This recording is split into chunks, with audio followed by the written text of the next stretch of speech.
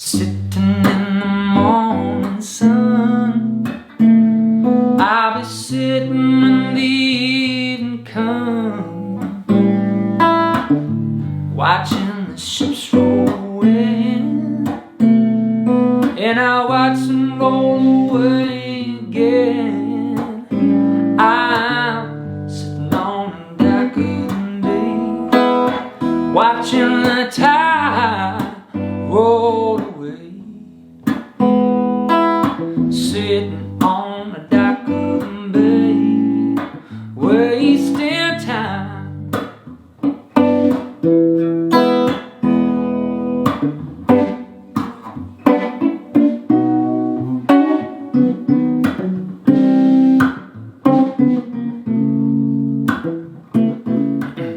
G'day guys, welcome to our first online lesson.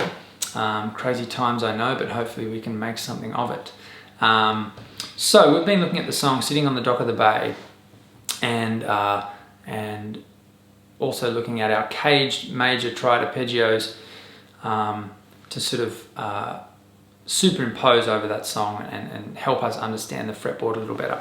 So the reason that we're kind of doing this is to give us all more of an insight into how the fretboard kind of actually works, at the same time kind of increasing our understanding of and our amount of voicings that we might be able to play a particular chord in. So we've got obviously our G open chord, and then G in E form, and then G in D form, and then G in C form, and then G in A form, and then back to G in G form. Let me just give you an example of how I can be kind of thinking about this. I'm just going to stay in this one position, okay? I'm not going to move up or down. I'm going to play the triad arpeggios of each of the chords, right? G, this is Sitting on the Dock of the Bay. B, right? C, and A.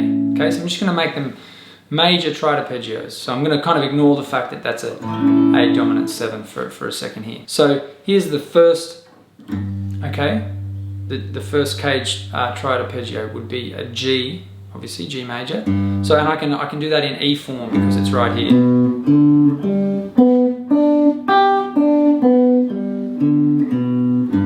Okay. Now the next chord is a B7, right? Well, my closest B is probably here, right? Because otherwise I've got to move my fingers up here. So closest B is here. So I can play the B major triad arpeggio in A form. So if you're trying to kind of reference this, all you need to do is go to the caged triad arpeggios and have a look at the A form of the major triad arpeggio, and then start it on a B, okay?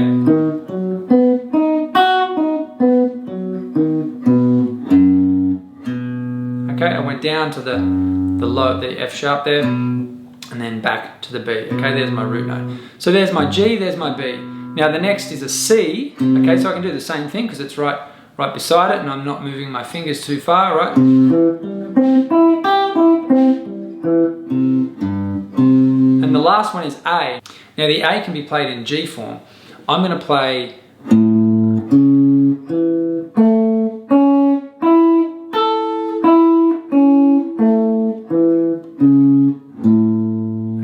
that was my A major triad arpeggio in G form. Once again, if you're going to try and reference that from the PDF, you would go to the G form of the major triad arpeggio, and then you would just start that on the A. So once again, just to recap.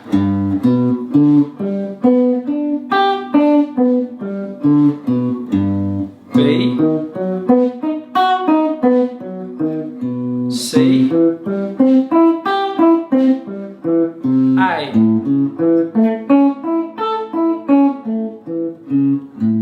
Okay, you could also play that in terms of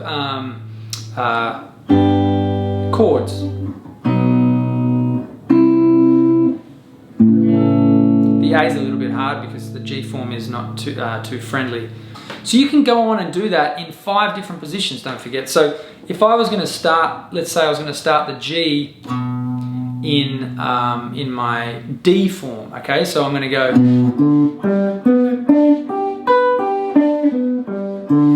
So that should be the second shape. G major triad in D form. Okay, now the second chord is B. Well, I'm much closer to a B in G form now, so I'm going to play it there, right? Now the C is only a semitone away once again, so we can play the C in G form, and then A we can play in our E forms.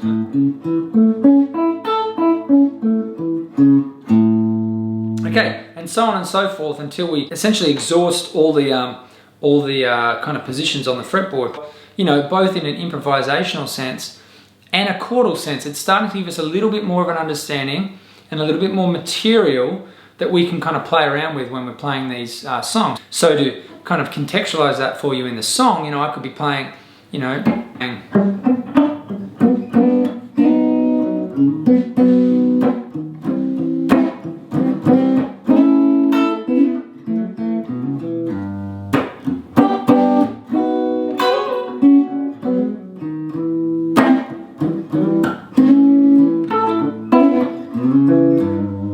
what I want you guys to work on is moving those caged triad arpeggios through their 5 forms and seeing if you can basically just keep your fingers in the one spot and play through all of those chords. Okay, so the other thing I want to talk about just briefly is make sure you guys are comfortable with the E form of the major and minor pentatonic.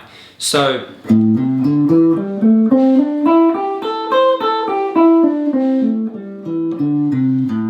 minor pentatonic in the key of A, and if I'm going to play a major pentatonic in the key of A,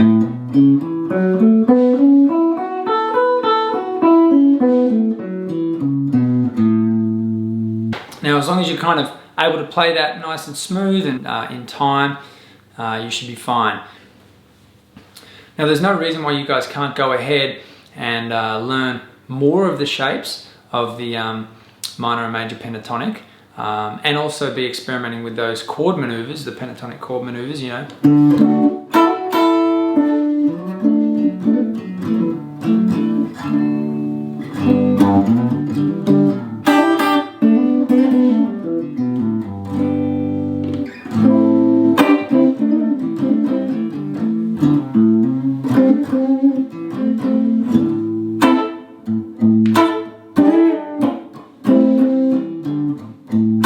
Okay, so that's just a little bit of stuff that you can work out if you want. It's all going to make a difference and improve the way that we approach accompanying ourselves on the guitar and also improvisation moving forward. That concludes our first lesson. Work on those caged triad arpeggios and also make sure you're across the E form of the minor and major pentatonic for next week's test. And we'll pick up from there. Okay, see ya.